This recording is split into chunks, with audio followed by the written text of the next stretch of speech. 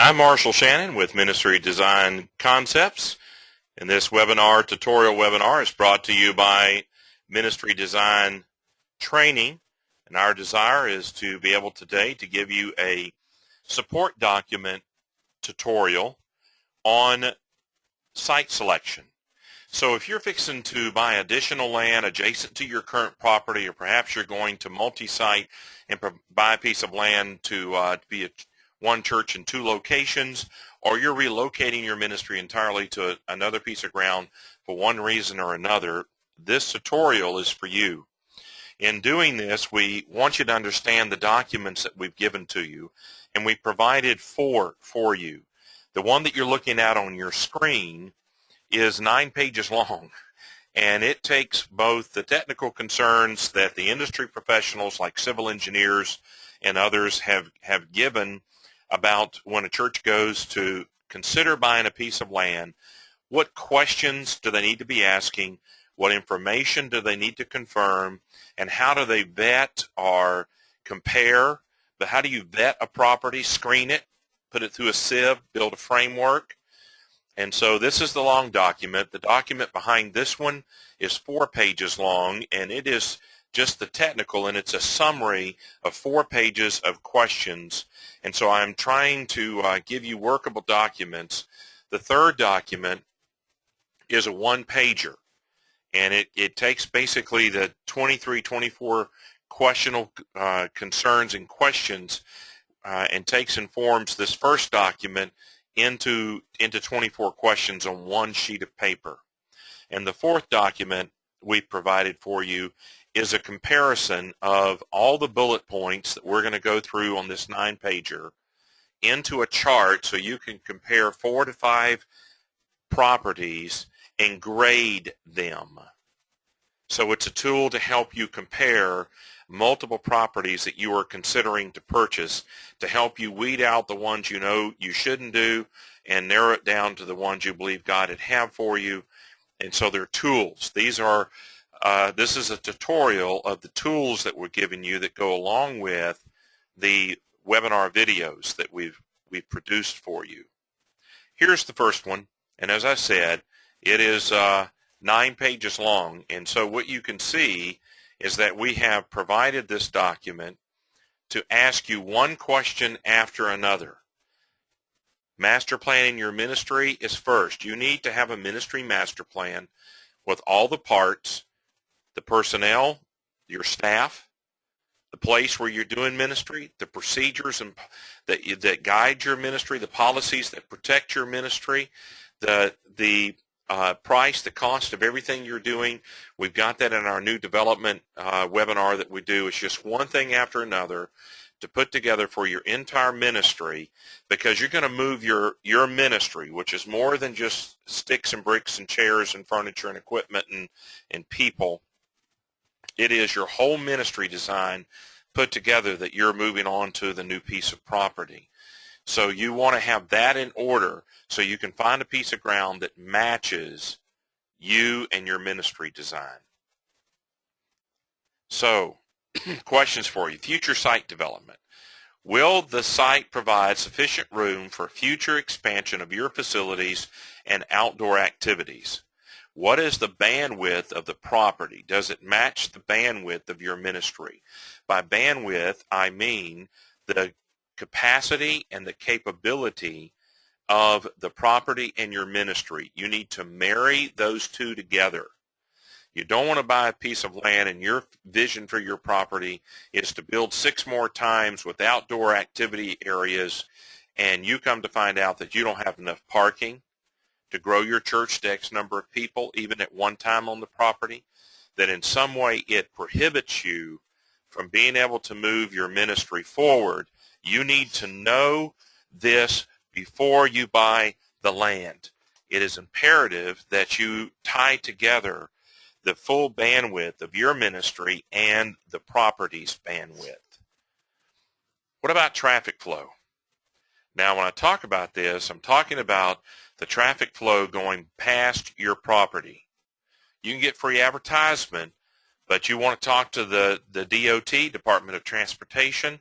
You want to discern who is in the cars. one of the places that our church I pastored, Emmanuel, we were sitting up on a hill way above the 6-lane highway, and we had 60,000 cars a day go by our property. But in doing that, do you know who it is that is in those cars? Where are they going? What brings them there? Are they a family of 4? Are they single? Just, you're trying to find out the demographics of who's coming by your property, because that property may not have the people around it that you're best suited to reach or that you feel you're called to reach. Easy explanation here. Let's say that you're called to reach Koreans for Christ. I've just picked a nationality to help us here. But you notice that driving all around your property are nothing but Germans, and you don't speak German. You're not familiar with their culture. You don't live like they do. There's no connection at all to them.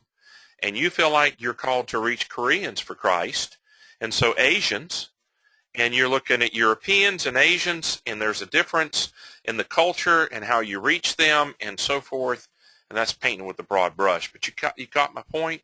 Find out who's driving around your property, who's in the area, what the demographics are. And so you want to look at your connectivity quotient with them. Are these the people God has called you to reach?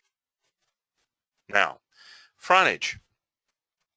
Second time we bought property at Emmanuel, we bought 37.5 acres, but when we first bought the property, it was 33.5 acres. We bought an additional 4 acres because it increased our frontage. It gave us more road frontage. And if you need multiple entrances coming in and out of your property, or you want more visibility, then I would tell you one of the things to consider to get that is frontage, so that people can see that you're there. And you might have numerous other meanings, but that's what I meant here by frontage. Next is neighbors. We've already dealt with those driving by and their connectivity. But will your ministry be able to reach those in the neighborhood? Whether it is declining, plateaued, or growing is not the first concern.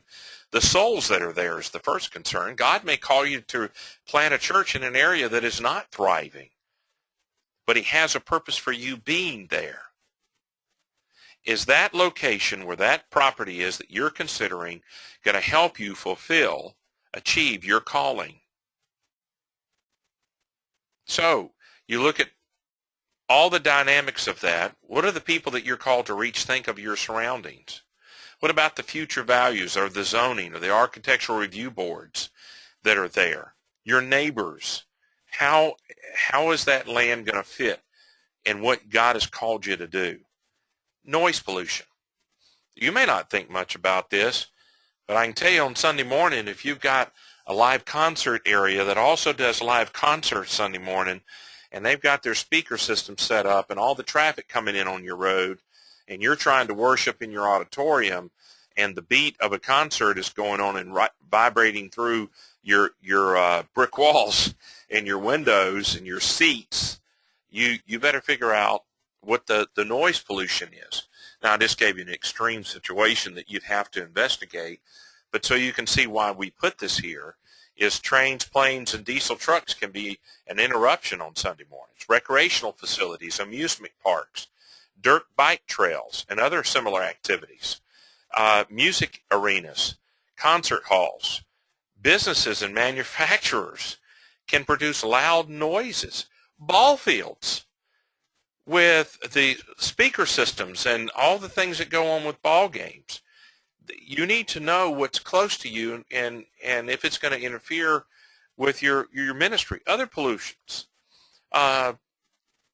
Second piece of ground we bought at Emmanuel, across the street behind a subdivision, was a plastics plant, basically a chemical plant. And, we're thinking about what ramifications is that going to have on our ministry. Here's another one. Road development. One of the guys that I pastored planted a church in the Northeast, went to buy a piece of land, and then found out that the local government, or actually the federal government, was bringing an interstate smack dab through the middle of their property. and they wanted them to share a part of the cost of it, and it cut their property in part. And so I've asked you some questions there for you to consider what this may do to you. You need to have the answer to that. That means you've got to do investigative research. Zoning, what is the property zoned? Are you required to change the zoning of it? What's that going to require? And so you better make certain you can get the zoning and make the purchase contingent on it. Visibility. It talks about, our Bible-believing churches often are the best kept secret in the community. People don't know you're there. So physically, don't hide yourselves under a bushel or behind the trees or out of sight or back in a neighborhood where people don't know you're there. I've just said don't hide yourself in a neighborhood. There are plenty of good churches in neighborhood settings. But you've got to know what your ministry design is, so this will give you direction. But consider visibility. The impact of the property. What do people think when they drive by your property? Here's an important one. Accessibility. How difficult is it for people to get to you? On one of the major interstates where I traveled repeatedly, there is a church that has been built right off the interstate, and I tried to get to that church property to talk with them about their ministry. And so I started looking for the next exit off the interstate. I never could find it. Now, churches are not the only one who do this. They had great visibility, but lousy accessibility. My wife and I tried to find a business on a major interstate, and we rode looking for a way to get to them off the interstate, and took a good while trying to do it and never could figure out how to get to them. So I know people have GPSs on their phone and in their car, and it will give them a route to get to their property, but you've got to be accessible. How difficult is it for people to get to you? How fast is the traffic on the street? Is that going to endanger your children and adults and elderly? What about traffic lights? You want to provide easy and safe access to your property and onto your property and off of your property. Now, site dimensions. Now stop and listen to me for a moment with this one. Let's say, as an example, you go and you bought 10 acres of ground. And the architect and your team said, well, there's five usable acres that you can build on this property. And it's square. It's a square rectangle piece of property, so it's normal shaped. And then you go do the research after you get on it and realize that the 5 acres, 1 acre is in each corner, and the 5th acre is in the middle of the property, and you don't have a piece of ground that has a dimension that's going to let you develop it because it's too spread out. Or you can get an odd-shaped piece of property where it's too narrow or so oddly shaped that you find it difficult to park and build buildings and get people on them or do what you need to do out of your ministry design. Obviously, if you've not done the ministry design to come up with the answers to the key questions, then how are you going to answer which piece of property to purchase?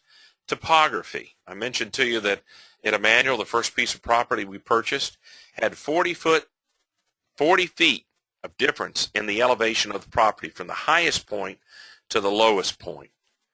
It can make a huge difference in the use of your property if you can't. And so you want to be able to get that. Now, I've talked here about as-built surveys of your topography. So what is already on your property, and then application. An as-built survey is also utilized when an architect, design engineer, contractor is planning on expansion or existing facilities. They want that. But we're talking about an as-is survey used in the purchase of your property, looking at the site boundaries and analysis of the buildings that are existing on the property that you're considering purchasing. So they're useful in multiple ways. Then size. How much usable land is needed to meet the mission statement, the vision statement, and the ministry strategy plan of your church family? And so I've given you parking and rule of thumb for your congregation, and for you to be able to run a formula to know how many people per car. You need to know how many seats are required in the auditorium for every car you're parking on your property. The National IBC, International Building Codes, has been for some years 4 people to 1 car. But in reality, whether it's 3 or 4, that still is more than what actually is coming to the average church. 2.1 to 2.7 people per car is what we're seeing. Legal issues, deed restrictions, easements. You need an attorney to investigate the history of the property and anything that may hinder the development of the property. You don't want to just get on the property. You want to be able to fully develop the property to carry out your ministry design, your mission.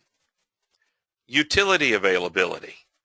One church that called for help, and they bought property,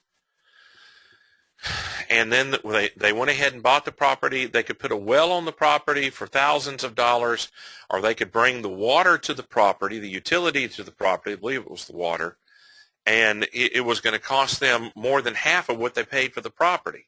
So instead of having $1 million for the property, to really get just the one utility of the property, they had a $1.5 million property. So when you look at the availability of utilities, are there natural gas lines, water and sewer? Are you going to have to put in a well? You have to use propane tanks? Are you going to have to use a septic tank to do this for your property? What about phone lines? Now, power lines they're going to bring to you, as I understand it.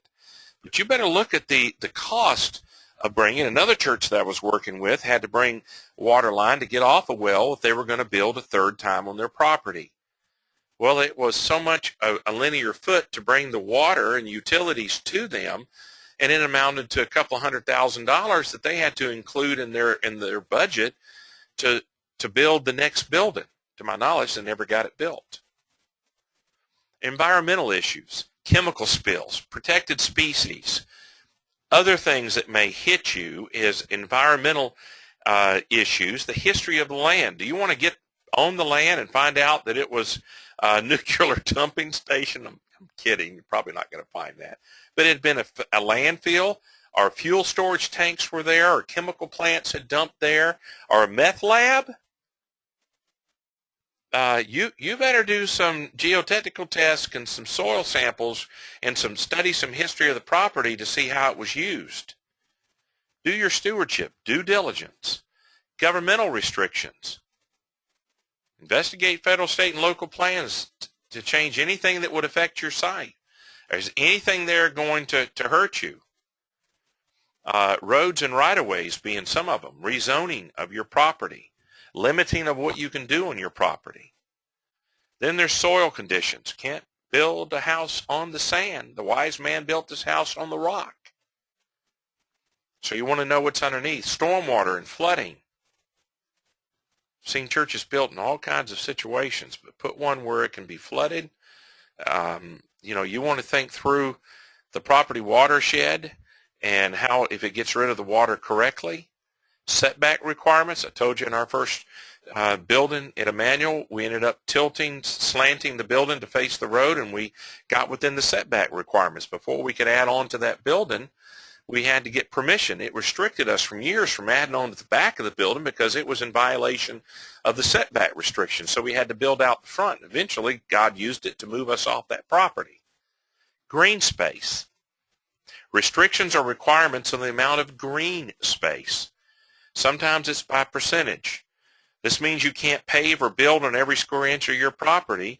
You've got to leave so much green space. So you may remove trees, and they may make you put new trees in of a certain age and size and kind on your property somewhere to replace that. And you'd better know what they are. Impervious regulations. Green space and water runoff. Cemeteries and historical monuments. Have you ever looked into how much trouble it is to move a cemetery?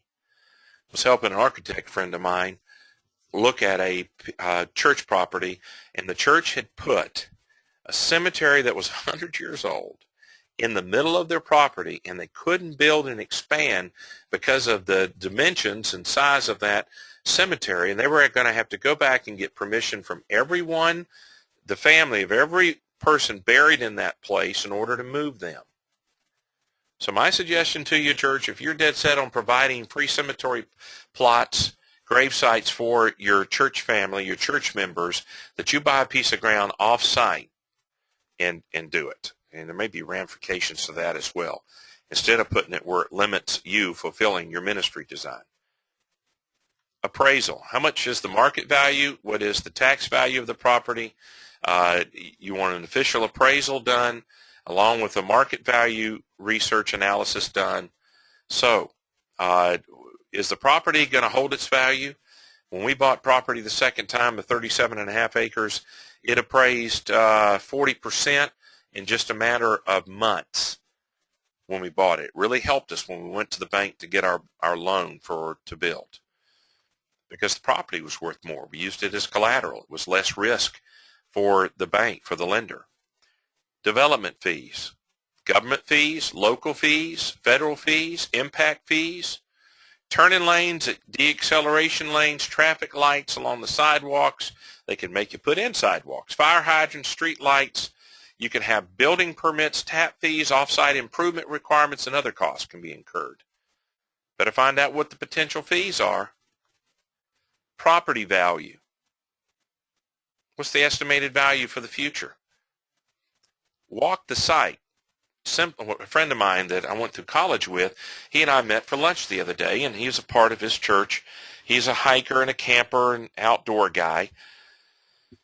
And his church had bought 20-something acres of land, and I'll tell you the rest of that story in a moment to give you another lesson. But they bought the land, but when they were fixing to buy it, they just had my friend go out and walk the 20-something acres from corner to corner, side to side, all over that acreage. And lots of people walked it. You may just discover some things you go, oh, this wasn't in aerial views. It wasn't in any topographical map. This wasn't in any historical records. What is this building doing here? For instance, one piece of the first land we bought at Emmanuel had a bomb shelter that was built in 1946. Well, we need to know that it was there. And you want to walk the land. That church I was talking about that bought the 20-something acres, after they bought the land and October 08 hit, 09 got started, the economy went into the tank. They came to the congregation and said they didn't believe God wanted them to build. Well, it might have been all economics. But the other thing is, if you don't vet the property and fully understand how God would have your ministry to be designed, in other words, what's God's will for your future? What's his vision for your future? What's his calling, his mission for you? What values has he developed among you as priorities and core values? And what strategic plan have you developed to carry out your mission so you can reach your vision, God's vision for your property? If you don't have that settled, then you're likely to buy property that doesn't fit your future or even your existing situation.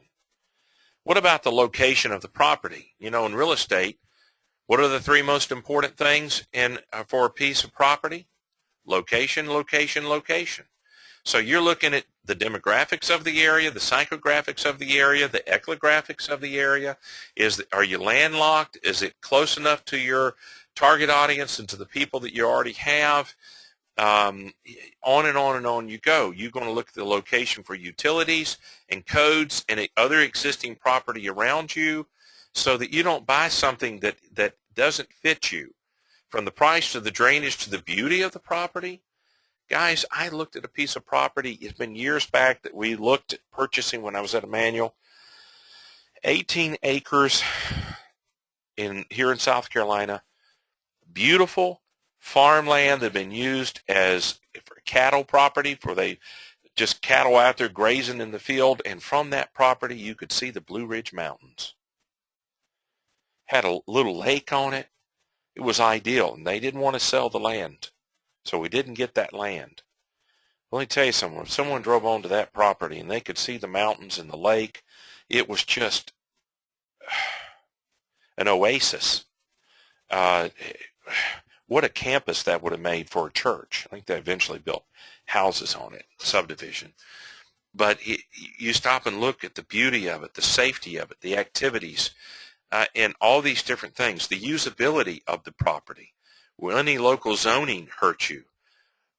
You have to go through and study all 9 pages of this to begin understanding, what homework you have to do in order to determine whether or not that property is yours. And so I've listed here a quick summary of things. Next to that, I took this document and provided for you the second one and gave you a due diligence checklist. Now, this is a 4-pager so that your decisions during the preparation and planning stages of a relocation project for your ministry should weigh heavily on the minds of those making the decisions. And this is a checklist that I've taken from the 9-pager and just made it where you could see it. One thing after another of technical concerns, contingencies for your contract, the offer that you make, avoiding the following things that you don't want to get into a problem with. A checklist for physical attributes, the size and shape of your building, the accessibility to it, the utilities, the setting of it, the regulation. What about the zoning and the covenant and the deed restrictions and the title exceptions and the easements and local ordinances, impervious coverage, environmental issues. I put them right where you could see them just on 4 pages. Wetlands, protected wildlife, your geographic concerns, your soil, your drainage, and your topography, the elevation of the property. Will a lot of fill dirt be required for you to build on it? Or excavation, where they have to move all the earth? That can be costly and time-consuming. Permitting process. What are you going to have to go through to get that particular property permitted for you to build on it? To get the zoning changed?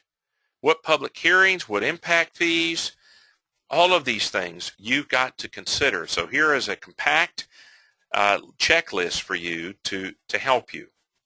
The third thing I told you we would bring to you, and I've gone through this in another tutorial dealing with master planning, but here I put them into 24 questions, 23 technical, and then 24 here that could, is there anything else that can kill the project? So when you go from the 9-pager to the 4-pager to the 1-pager, and you begin to use these as checklists, and then I'm telling you to talk to your industry professionals to add anything here that is left off, because this is not a guaranteed comprehensive exhaustive list of everything that you ought to be checking.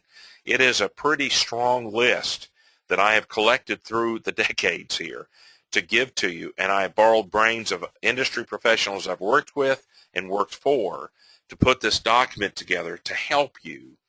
And so you might end up with 50 things on your list, not to discourage you, but you're checking it off to make certain you don't leave anything off. It's your grocery list for purchasing a piece of property where you have found out and uncovered all surprises, all hindrances and restrictions, codes, and everything else that you'll have to work around. So here's a cheat sheet, 1 page long. Then the last one I did for you was for you to be able to take and compare 4, 5 pieces of ground, sites, properties, and to check them off and grade them. Now, I've suggested a grading scale of 1 to 10. And so I've taken everything on that 9-pager and the 4-pager and the 1-pager and put it into this document for you. So you can grade it on every single one of these, where you can grade and determine how it does. Look at all the information. So as you go through this and look at this, you can grade it there. Then I've even added another one. Here's a yes and no answer, because I put them into that way. Does the property have it? Yes or no? Yes or no? And so as you look at these, you want to be able to determine the answer to these. All right? Yes or no? One question after another. If it has one of these, you've got to stop and deal with that. Because if you answer historical markers, look at that, historical monuments.